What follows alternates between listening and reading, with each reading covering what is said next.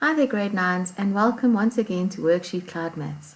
I hope you're all fine today and coping with the lockdown. Hopefully things are going to be relaxed a little bit soon and we can all go out and be social again. Right, let's start our lesson for today. We're going to carry on with geometric shapes, but today we're going to be looking at perimeter and area of these shapes. A lot of this you have done in the past, and there may be one or two formulae that you are going to learn for the first time. What I will do is I will put all your formula onto a page, and then we will upload it with the activity. So you can print that page out and then you can keep it as a reference page for the future. Right, let's start today's lesson.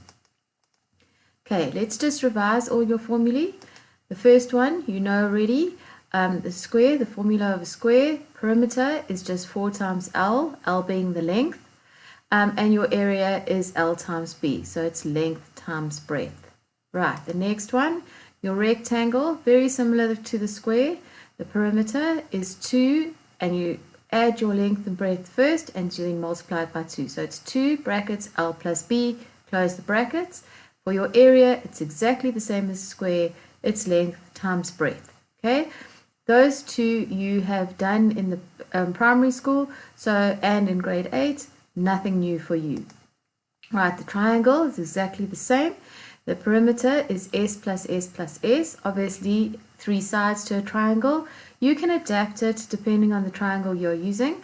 So if it's an isosceles triangle, it will be 2S plus S. If it is a right angle triangle, rather a equilateral triangle, then it's 3S. Whichever way around you want to use it, you can adapt it, but actually it's side plus side plus side, taking into account that all 3 sides can be different lengths.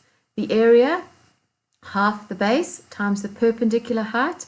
Remember, it must be a perpendicular height, so it must be the height that creates a right angle when it meets the base. So it's half the base times the perpendicular height. Once again, you would have done this in grade 7 and probably in grade 8. So also not a new one. Right, now we look at a parallelogram. This may be new to you. The perimeter is 2 L plus B, as in the rectangle, but the area is the base times the perpendicular height. So like the triangle, but it's not half base. It's the whole base times the perpendicular height. So in other words, it's where the perpendicular height meets the side at a right angle. That is the base. So it's that line times the perpendicular height. Sorry. The rhombus is 4S, so it's 4 times the side, because remember the side is, they all equal in a rhombus. All the sides are the same length. So it's 4 times the side. The area is now half times the one diagonal times the other diagonal. Okay, remember the diagonal goes from one vertex to the opposite vertex. So you go to times the one diagonal by the other diagonal, which are different lengths, and then you are going to times that by half. Okay, the next one is the trapezium. The perimeter of the trapezium is just add the sides together, because also trapezium can be different lengths of sides. All 4 sides can be different. So you just add all the sides together. And the area is half the perpendicular height times 2 parallel sides, which are added together. So you find that that's what makes a trapezium, is because there are 2 opposite sides are parallel, but there's only one pair of opposite sides parallel. You add those 2 sides together, and then you times it by the perpendicular heights. And then the last one, the kite. The perimeter is 2 times the short side, so you take one of the short sides and you multiply it by 2. One of the long sides, multiply it by 2. Or you can say long side plus short side and multiply that by 2. Because remember, the 2 long sides that are adjacent are the same length. They have to be, otherwise it wouldn't create a kite. Same with the 2 short sides. They are adjacent to one another. They are the same length, otherwise it wouldn't create a kite. So you could say short side plus long side times by 2, or you could just say 2 times the short side plus 2 times the long side. It would be the same thing. The area of a kite is half the diagonal 1 times diagonal 2. It is the same as the formula for the rhombus's area. All right, let's go on and let's see how to apply these. Okay, we're going to take it quite slowly. And remember, if there's anything that you want to ask, to email your query or your question to grade9@worksheetcloud.com and somebody will get back to you. But let's go through this together. It says calculate the area of the triangle. That is where the triangle is. We've got two sides, so we don't have all the information. We have to work out the last side. But first of all, let's just see at the bottom here are your formula that you need to use, or there's the perimeter. We're not concerned with the perimeter for this calculation. We are only concerned with the area. So it's half the base times the perpendicular height. There we go. If we needed that side to work out the perimeter, we could use Pythag to work it out. Right now we don't. We're just using half the base times the height. There's your perpendicular height. Remember, for a perpendicular height, it has to meet the base at a right angle, which it is doing there. So half of your base would be 14. Your perpendicular height is 15 centimeters. There is your formula. Please remember, when you are starting off finding out area or perimeter, always put in your formula first. And then you substitute into that formula. That formula is actually the instruction of what to do next. So it's very important to write that down. We start with that and then we add to it. Okay, so it would be half times 14 times the perpendicular height. So half of 14 would be 7 times 15 being the perpendicular height, and my answer is 105 centimeters squared. Remember, which I know you know this, but I'm just going over it once more, is that your area always has to be in centimeters squared, millimeters squared, meters squared, whatever unit of measurement you are using, it must be squared, okay? Because you are multiplying centimeters by centimeters in this case, which gives us centimeters squared. Here we are drawing a little bit on algebraic knowledge, and centimeters times centimeters is centimeters squared, so your answer must always be in square. Right, calculate the perimeter of the triangle. Here we go. Again, there are your formula. You are now going to use that one, but you are missing a side like in the last triangle. Now you've got 12 as being your perpendicular height, but it doesn't matter whether it's perpendicular height or not, and 7 as being your base. You need that line. The only way you can work it out is because we know that this is a right angle triangle. And in a right angle triangle, the opposite side is the hypotenuse. That is the hypotenuse. So we can apply Pythagoras' theorem. So there we go. TR squared, which is what we want to use, what we want to find out, is equal to TS squared plus SR squared. Can you see? We have got those two sides, the measurements of those two sides. We need to square them each, add them together, and then square root them. So let's go through how we're going to do this. Okay, TR squared, we still don't know. 12 centimeters squared plus 7 centimeters squared. Well, 12 centimeters squared is 144 centimeters squared, plus 7 squared would be 49 centimeters squared. Can you see how it's become centimeters squared already? We add those together, we get 193 centimeters squared. We now need to square root that, and we're going to round it off to the nearest tenth of a centimeter, and so it's 13,9 centimeters. Okay, remember, if we square root that, then it goes back to our centimeters. The square drops away. Okay, so TR, we now have that line. We now can work out our perimeter. So our perimeter would be 12 plus 7 plus 13,9. Okay, and it is 32,9 centimeters. Please, another thing, besides having your formula, you must not forget you must not forget your unit of measurement, because otherwise what does 32,9 actually mean? It is the centimeter, it's a measurement of the one side. Just like this would be the area, because it is a squared centimeter, so it proves that it's area. Right, let's go on. Let's calculate the area of the kite. We're given that information, and there is our drawing. Okay, we are given that LT is 28, that TN is 54, and that MT is 14. Okay, so that we are given all of these measurements. Let's see what our formula is. There we have it at the bottom. A kite for the perimeter is 2 times the short side plus 2 times the long side. We went over that earlier.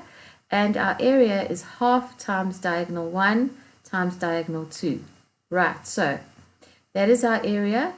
That would actually be the first line of our calculation, because we need to write down our formula. Okay, we're going to plug into the formula. There we have it. We've got that diagonal 1, half of diagonal 1. Diagonal 1 is 14 times 2, okay, because MT is 14. So that is 14. We need the whole length of the diagonal. So we have to multiply it by 2, because remember, one of the properties of the kite is that the long diagonal bisects the short diagonal. So we know that that is half of the whole thing. Okay, going on, we're now going to say 28 plus 54, because that's 28. We've given that being 28, and that line's 54. We were given it. Okay, so we didn't just make it up. We actually know that because it was given in the problem. And we now calculate 14 times 2 is 28 centimeters, and 28 plus 54 gives me 82 centimeters. And we're now going to multiply those together. Remember, centimeter times centimeter has to be centimeter squared, because we are working with the area. So 28 times 82 gives me 2,296 centimeters squared. And we now find half of that, and it's 1,148 centimeters squared. Okay, quite a big kite, this. We can also work out half of 28 and then multiply it by 82. It doesn't matter which way around you work it out, but you're still going to get the same answer. Okay, so let's just go over it once more. We were told LT, we were told TN. Okay, so therefore we can add those two together, which is what we did there, to find out the length of the whole diagonal. We were also told MT is 14. We know from looking at the properties of a kite that actually the long diagonal bisects the short diagonal. So we know that MT is half of MK. So therefore, we're going to multiply them together to actually get the whole diagonal, multiply our two diagonals together, and then find half of that. Right. Everybody okay with that? Great. Let's go on. Calculate the perimeter of this shape. Let's see the shape. Okay, this looks like quite a detailed shape, but probably not too bad if we break it apart. Let's have a look and see what we know. Okay, that is a triangle. That is a perpendicular. Okay, already we can see that that big triangle has been divided into two smaller triangles. Because that's perpendicular, that is a right angle triangle, which means that AB is a hypotenuse. Okay, you should already be figuring out how to work out that side. Because of the fact that that is perpendicular and this is a rectangle, it means that it meets that base and it cuts it in half. Alright, if this wasn't a rectangle, if it was some other kind of shape, then possibly not. It's not going to cut it in half. But because that is a rectangle, that perpendicular would be cutting it in half. Okay, let's have a look. First of all, to find out the perimeter, we know we need to add all these sides together. We're not going to add in that side there at all because it's not part of the outside of the shape. So we're going to say AB plus BC plus CD plus DE plus EA. Okay, now you can see that I've named that F because we're going to use that point just now. All right, so first of all, I need to work out that, which as we recognized earlier was the hypotenuse. So I can use the Pythagoras' theorem to work that out. So it's going to be AB, because that's the hypotenuse, AB squared is equal to half of EB, and square that, and then AF. That's why I named that AF, so that when I write AF here in my working out, whoever is looking at my work will know exactly where I got that from. Okay, let's go on. We don't know AB squared, obviously, because that's what we're trying to find out. So we're going to have half of that, which is 56, and then 20, and that should actually be in brackets because we now have to square 56. It's going to give me 3,136, and square 20, it's going to give me 400. Add those together, 3,536 centimeters squared. AB is then that square rooted so that we can get it back to centimeters. Can you see that's no longer squared? So the answer to this is going to be the length of AB, and that would give me 59,5, and we would have had to probably round it off because that you would plug into your calculator, and remember, round it off to the nearest tenth of a centimeter, tenth of a millimeter, tenth of a meter, whatever your unit of measurement is. There's no point in having lots of decimal places to work with. Just round it off to the first decimal place. So AB, we now know, is 59,5 centimeters. Okay, now we're going to work out that EA is actually also an hypotenuse, and that means that these two, because these two triangles are the same, they congruent triangles, so EA and AB are the same, and so that is also 59,5. So we now have that side 35, that side 35, 112 plus that side plus that side. So let's have a look if we've got all our measurements. AB we've got because it's a hypotenuse. BC we've got because it was given. CD we've got, that was also given. DE was given, and EA is also a hypotenuse with the same measurements, so it's also 59,5 as we calculated. So let's add them all together. 59,5 plus 35 plus 112 plus 35 plus another 59,5, and we are going to get 301 centimeters. Remember, it's not centimeters squared because we are working out the perimeter, which is the measurement around the outside of the shape. Okay, all got it? You all understand where we got our hypotenuse measurement from? That side. Okay, there's the calculations. We then realize that EA is the same because obviously we're going to use the same measurements. There's your perpendicular height, half of that base. Okay, right, let's go on. Okay, now I want you to try and calculate the area of this shape. I want you to pause the video and I want you to try now and work it out all on your own. Okay, then we will go over it together. Right, okay, here we go. The area of the whole shape is going to be the area of this big triangle of ABE plus the area of this shape, okay, the rectangle, which is EBCD. Okay, so then if we've got this area and we've got that area, we can then add them together. Okay, right, so let's work out the area of the triangle first. Okay, remember, it's the whole triangle. We don't need to now know the sides. We've got our base, it was given to us over here. We've got our height. So the area of ABE, our triangle, is half base times perpendicular height. What is the base? It's 112. Half of that base would be 56. The perpendicular height is 20. Multiply them together and we get 1,120. Can you see it's centimeters squared? Because we are working with the area. Okay, now the next one is a pretty simple one for you. It's L times B. It's something you've been doing since primary school, working out the area of a rectangle. L times B would be 112 times 35, and we would get 3,920 centimeters squared. Okay, that's not the end because we've only worked out the two parts separately.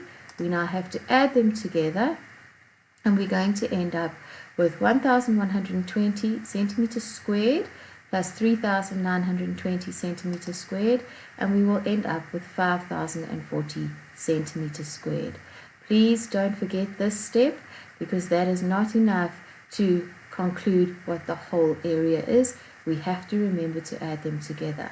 Remember, when we are adding these, it's like adding like terms. We end up with centimeters squared. Please don't write centimeters to the power of 4 because that would only happen if we were multiplying, which means we would multiply those two together and get an enormous number. Okay, so just going through it again, we need to work out the area of the triangle at the top, the area of the rectangle, apply our formulas, figure out what we need, what information we need from the shapes that are given, and once we've calculated the areas of the two separate shapes, we add them together and get a total area. Right, let's go on. Here it says calculate the perimeter and the area of the parallelogram. Here's our parallelogram. Okay, there is our formula, because this is a new formula, I've included it there. I want you to pause the video. I want you to try and work this out on your own, and then we will go over it together. Okay, work it out on a piece of paper, and then let's go over it together. Right, how did you do? Okay, we are now going to work with the perimeter. Remember, the perimeter of a parallelogram is the same as the perimeter of a rectangle, because we have got two sides that are the same length, two pairs of sides that are the same length. We are given the distance of both of them, we're given the measurement of both of them, so we just plug it into the formula. Remember, the first step is to write down the formula. So we've got 2L plus B, 34 centimeters plus 11 centimeters. Remember, we are adding them together, so we're going to use our algebra knowledge, and we're going to say they are like terms, and we can add them together. So it would be 2 times 45, because 34 plus 11 is 45, and 2 times 45 is 90 centimeters. Okay, that was pretty straightforward. Right, let's now work out the area of this shape. Okay, this is a little bit more involved. Well, not involved, it's just that it's new to you. It's the breadth times half the height. It's actually the base times half the height. Sorry, I'm getting totally confused. It's the base times the perpendicular height. I'm so silly sometimes. Okay, there's our perpendicular height. You can see, because it's got our right angle sign over here, so that our perpendicular height has been given to us. Our base has been given to us. It's 34 centimeters. So we're going to use 34 centimeters times the perpendicular height. There you can see we've got to write down our formula first, because it's like our instruction of what to do next. That's why it is very, very important for you to actually learn all your formula, so that when you get into a situation, into a test or an exam or whatever, you can actually write those all down first, so you can draw on them. Okay, right, so we've got base times perpendicular height. Base is 34. Okay, remember, the base is where the perpendicular height is drawn. So 34 centimeters times 12, which is given to us. 34 times 12 is 408 centimeters squared. Okay, so just to go over again, it's actually not difficult to work out. It looks difficult because working with a parallelogram, we always think it's going to be a little bit harder than working with a rectangle.